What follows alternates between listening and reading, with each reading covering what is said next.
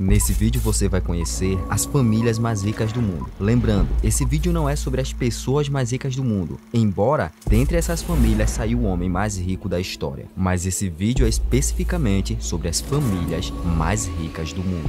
E caso você esteja pensando que eu vou falar de teoria da conspiração, a nova ordem mundial, Illuminatis, não vai ter nada disso. Quando falamos de famílias que dominam o mundo, estamos falando de famílias que exercem o controle financeiro do mundo há séculos. Você já ouviu falar do Mayer Amschel de Rothschild? Esse cara foi quem deu início à família Rothschild, considerada por muitos a família mais poderosa do mundo. Mas se liga só, o seu início não foi de riqueza. Imagina um judeu morando na Alemanha em 1744. Lembra do que aconteceu com os judeus na Segunda Guerra Mundial, principalmente em Auschwitz? Então, em 1744, os judeus já eram mal vistos. Com isso, eles viviam em guetos, todos unidos. Sabe, por exemplo, a Chinatown? São comunidades chinesas que existem em vários lugares no mundo. Talvez as Chinatown mais conhecidas sejam as do Japão e as dos Estados Unidos. E no Brasil, 70% dos chineses moram em São Paulo. Ou seja, vivem unidos como se fosse realmente um bairro. Então era mais ou menos isso o que acontecia com os judeus na Alemanha em 1700. Eles viviam totalmente unidos, pois eram extremamente discriminados pelo restante da sociedade. Então você já deve imaginar que não era muito simples um judeu conseguir arrumar emprego. Mas se as pessoas não te dão trabalho, você cria um trabalho. Como na época a Alemanha estava cheia de cristãos, cristão não poderia trabalhar nem com juros, nem com empréstimos e nem com putaria. Então os judeus perceberam que eles poderiam trabalhar exatamente nessa área de juros e empréstimos. Os judeus também não trabalham com putaria. E foi assim que o Mayer começou a ganhar muito dinheiro trabalhando principalmente fazendo câmbio. Ok, aqui eu estou falando de uma família que surgiu em 1744, mas outra poderosa família da qual veio o homem mais rico da história surgiu em 1590, a família Rockefeller, que depois em 1700 passou a se chamar Rockefeller. Mas se liga, hoje em dia nós temos o Forex, que trabalha com câmbio de moedas. E na época ainda não existia isso. Só que na época, se você fosse, por exemplo, de Frankfurt para Berlim, lá seriam duas moedas diferentes. Ou seja, precisava de alguém para fazer essa troca de moedas. E era exatamente esse o trabalho do Mayer. Mas isso não mudaria o fato de que judeu continuaria sendo mal visto. Como é que ele poderia crescer de verdade? Bem, ele percebeu que ele precisaria se tornar amigo do príncipe. E o príncipe adorava colecionar moedas. Assimilou as duas informações? E foi assim que o Mayer começou a administrar o dinheiro do príncipe William. Então essa jogada genial do Mayer de estar no lugar certo na hora certa fez com que a família Rothschild já se tornasse na época uma das 10 famílias judias mais ricas dentro da Alemanha. Ok, então eu estou te falando que em 1700 a família Rothschild já estava crescendo. E em 1700 também estava surgindo a família Rockefeller. Mais especificamente no dia 8/6 de 1839, nasce o John D. Rockefeller, o homem mais rico da história da humanidade moderna. Então, quando estamos falando dos banqueiros Rothschild, estamos falando da Alemanha, mas quando estamos falando do Rockefeller, vamos vir agora para os Estados Unidos, especificamente Nova York. Ok, o pai do Rockefeller era um tremendo de um golpista safado que viajava o mundo inteiro tentando dar golpe. Já sua mãe era uma evangélica. Enquanto seu pai lhe ensinava o seguinte: se alguém te der uma mãozada na cara, joga um tijolo. A sua mãe ensinava a dar outra face. Só que a educação do Rockefeller nunca foi muito legal, porque desde criança o seu pai estava levando em suas viagens para que ele aprendesse também a dar golpe. Então, vindo de uma família tão desestruturada quanto essa, talvez você pense que o Rockefeller se tornou um exemplar homem, não é? Não exatamente. Quando ele era adolescente, ele foi acusado de ter estuprado uma jovem colocando uma arma na cabeça dela, a tal ponto que a família Rockefeller teve que sair urgentemente de Nova York. Então eles foram para uma cidade próxima, na qual existia muito trabalho com petróleo. Mas como Rockefeller ainda era muito jovem, ele não poderia trabalhar com isso. Daí ele começou a trabalhar vendendo doces e várias outras coisas. E em um período de tempo extremamente curto, Rockefeller conseguiu juntar $50. Mas não compara com o dólar de hoje não. Na época, o salário mínimo era tipo 5 dólares, então o que ele juntou era muita grana. Daí o Rockefeller começou a emprestar o seu dinheiro a juros. Sim, bem parecido com os Rothschild. Já no caso dos Rothschild, Mayer teve uma ideia brilhante. Ele pensou o seguinte: se os meus filhos estiverem nos lugares mais poderosos da Europa, logo a gente vai poder dominar a Europa. Então foi assim que Mayer deixou um dos seus filhos em Frankfurt, cidade no centro da Alemanha, com o centro financeiro que abriga o Banco Central Europeu. E os seus outros filhos também foram para lugares importantes, como Nápoles na Itália, Paris na França, Viena na Áustria e Londres na Inglaterra. Só que os Rothschilds estavam crescendo muito.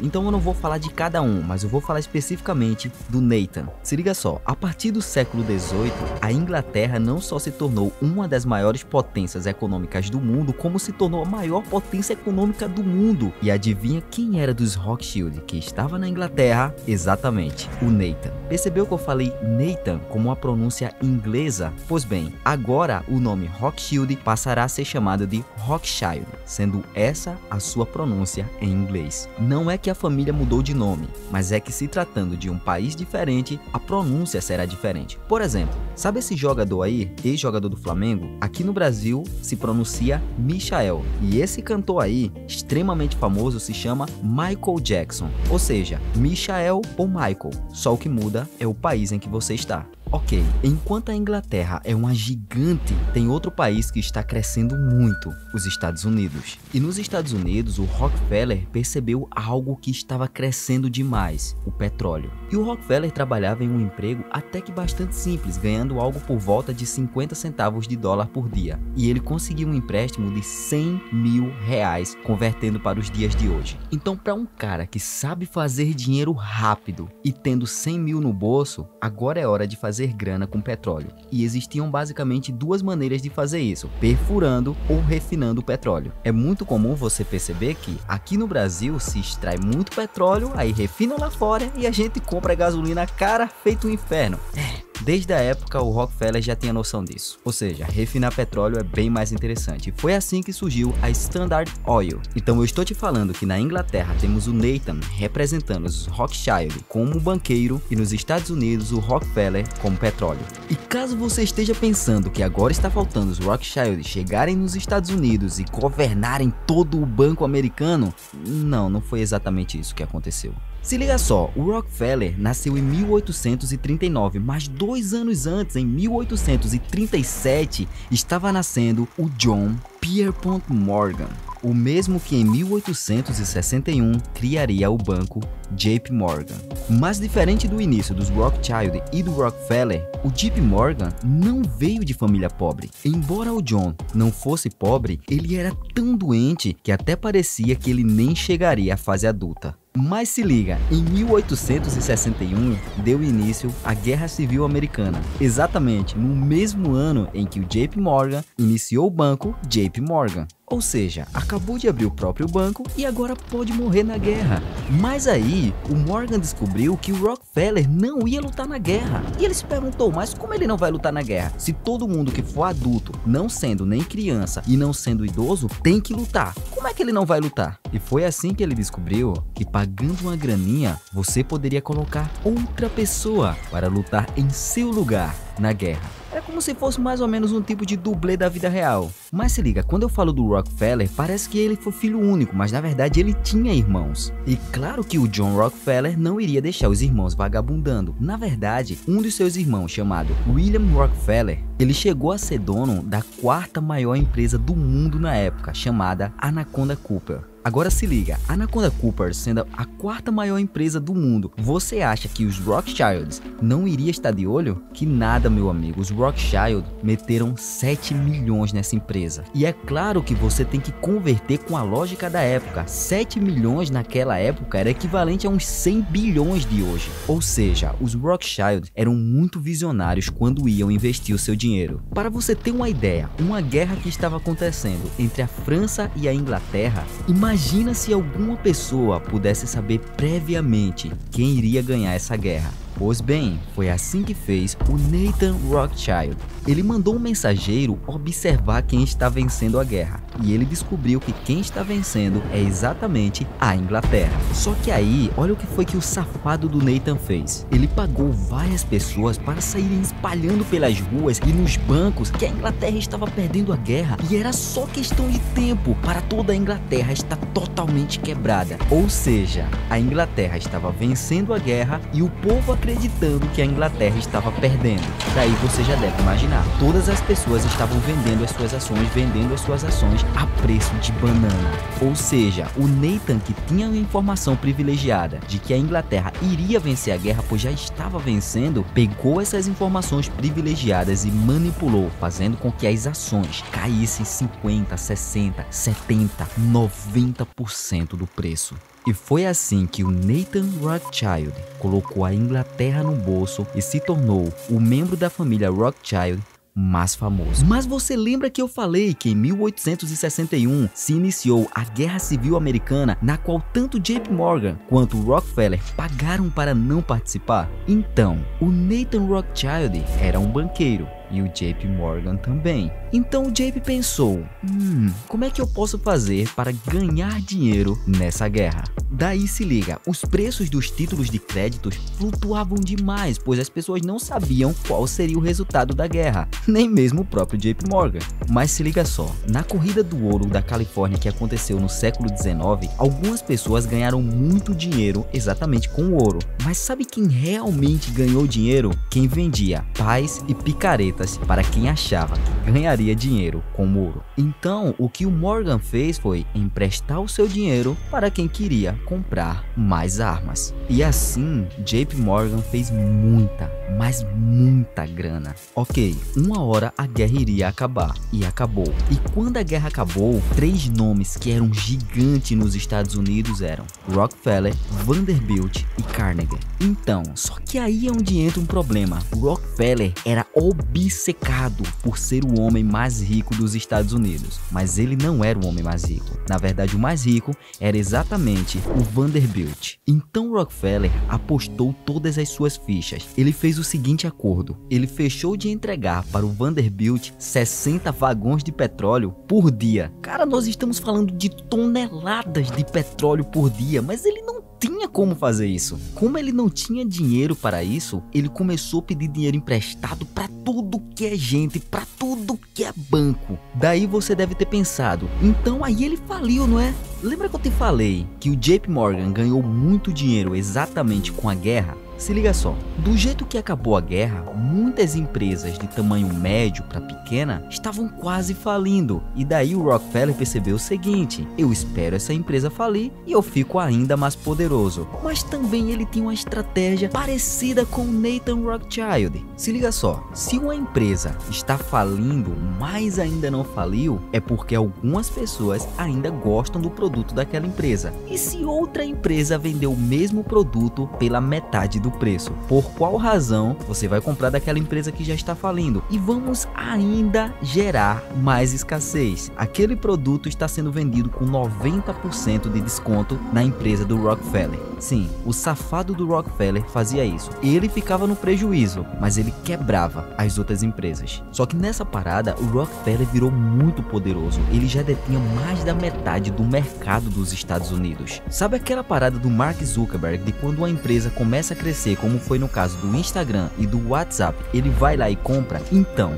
várias empresas faziam exatamente isso. Eles eram teoricamente concorrente do Rockefeller, já pensando em Rockefeller comprar sua empresa. Beleza, mas você lembra que eu falei há um tempo atrás que ele nem tinha condição de fazer tanto petróleo quanto era necessário para o Vanderbilt? Então, meu amigo, agora a situação está invertida. Ele já produz tanto petróleo que representa 98% de todo o petróleo feito nos Estados Unidos. Agora é o Vanderbilt que não está dando conta da quantidade de petróleo que o Rockefeller está mandando para ele. Ok, todo momento eu estava falando apenas do Nathan quando eu estava falando da família Rothschild, mas lembra que havia representante na Itália, na França, na Áustria e em outros países? Então, a família Rothschild já era muito poderosa, mas não gostava da ideia de ter que dividir fortuna. Então, uma curiosidade bastante bizarra da família Rothschild é é você ver primo casando com prima, tio casando com sobrinha e coisas do tipo. E por isso muitas pessoas odiavam a família Rothschild, porque eles eram poderosíssimos, a família mais poderosa da Europa, e toda a sua riqueza ficava estabelecida entre si.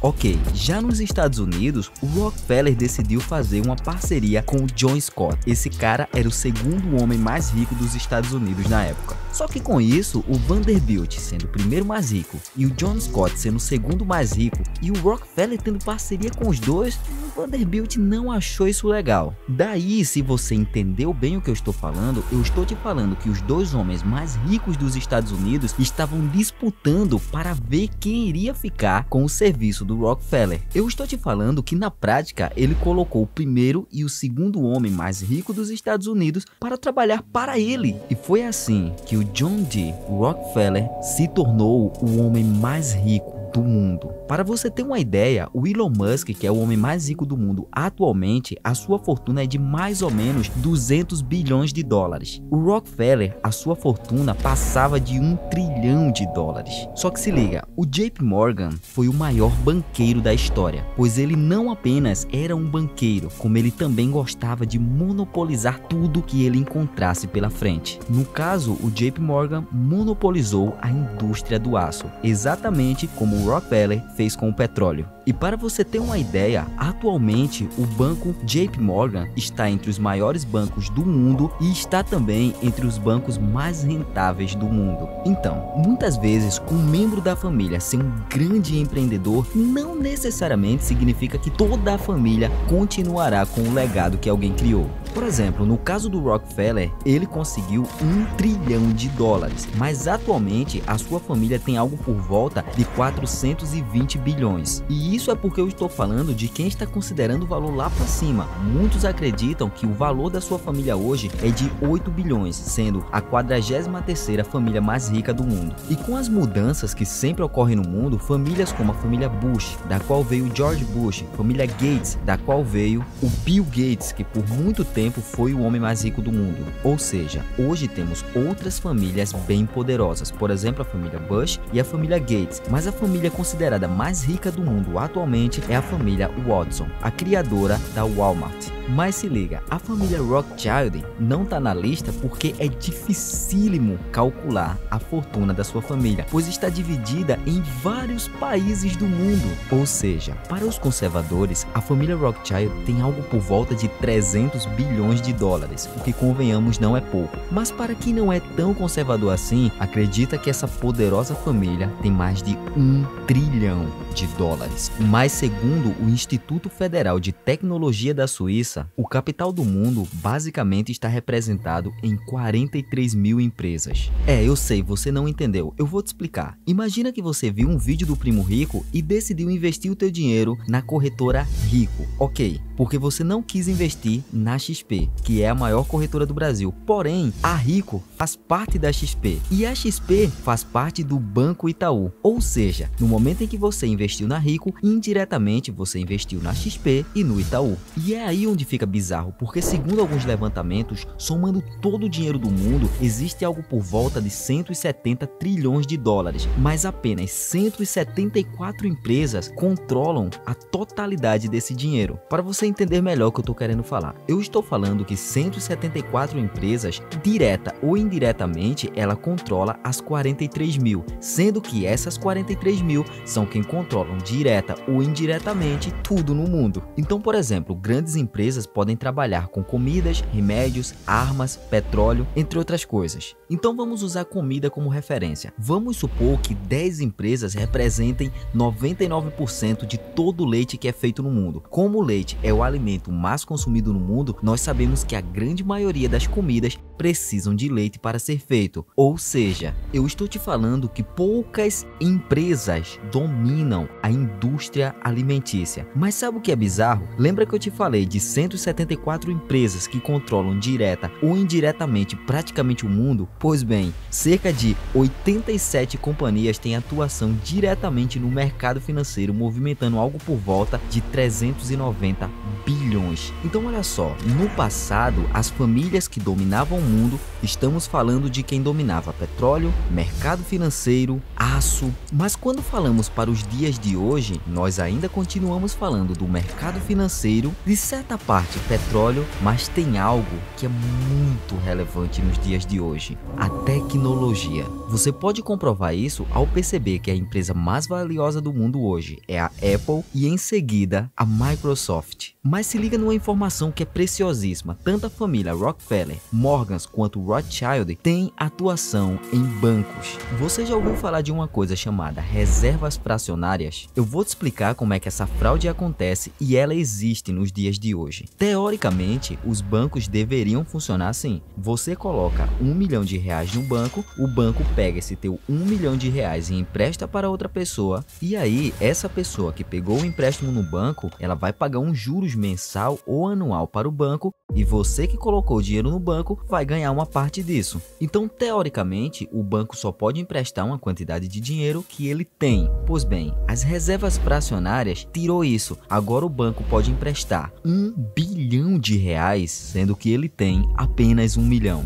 E se tudo der muito errado, na qual aconteça uma crise e todo mundo queira tirar o seu dinheiro ao mesmo tempo, os bancos então quebrariam. Mas eles não quebram, sabe por quê? Porque existe o Banco Central para emprestar dinheiro para os bancos. Mas o que está fazendo com que bancos ganhem muito dinheiro, mas muito dinheiro mesmo atualmente, não é o que fez os Rothschild. Ou seja, não é fazendo empréstimos, é fazendo aquilo que a UBS e a JP Morgan fazem atualmente. Como você sabe, existem pessoas que ganham dinheiro com o mercado financeiro. Mas se uma pessoa negociando bolsa de valores pode fazer milhões, algum momento você já pensou quanto um banco ganha com a bolsa de valores? E obviamente os bancos não operam a bolsa de valores com leitura de candles, Fibonacci ou qualquer outra coisa que não funciona. Na verdade, a UBS e a JP Morgan fazem bilhões através dos HFTs. Para você ter uma ideia, muitos traders aproveitam algum erro do mercado para fazer muitos bilhões, como foi o caso do George Soros, que conseguiu fazer isso com libras esterlinas, e o BNF conseguiu fazer mais de 1 bilhão de ienes em apenas 16 minutos. Mas o maior trader do mundo se chama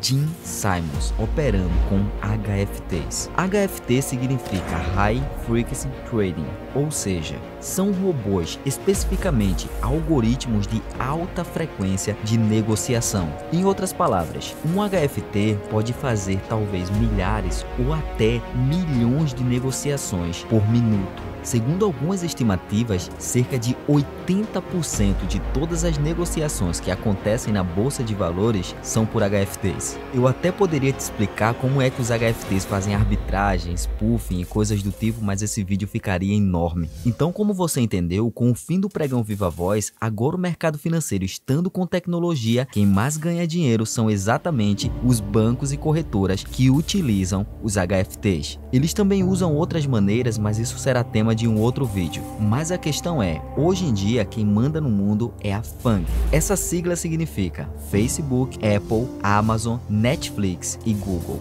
Assim como no passado os Rockefeller e os Rothschild dominavam o mundo, hoje em dia essas 5 empresas são maiores do que os grandes bancos mundiais. Então, com isso, eu espero que você tenha entendido que um dos homens mais ricos da história, o Rockefeller, e uma das famílias mais ricas da história, os Rothschild, vieram de uma realidade pobre. E como o mundo está em constante mudança, quem vai para o topo da pessoa mais rica ou das famílias mais ricas é exatamente quem se adapta melhor às mudanças do mercado. E felizmente, o mundo não teve a sua mudança ainda. Ele ainda está mudando e o marketing digital ainda está só no início. E eu não tenho a menor dúvida que eu estou falando agora com uma das maiores referências do marketing digital do mundo em breve. Então, se você acredita nisso e chegou até aqui, comenta assim: eu sou o protagonista da minha história.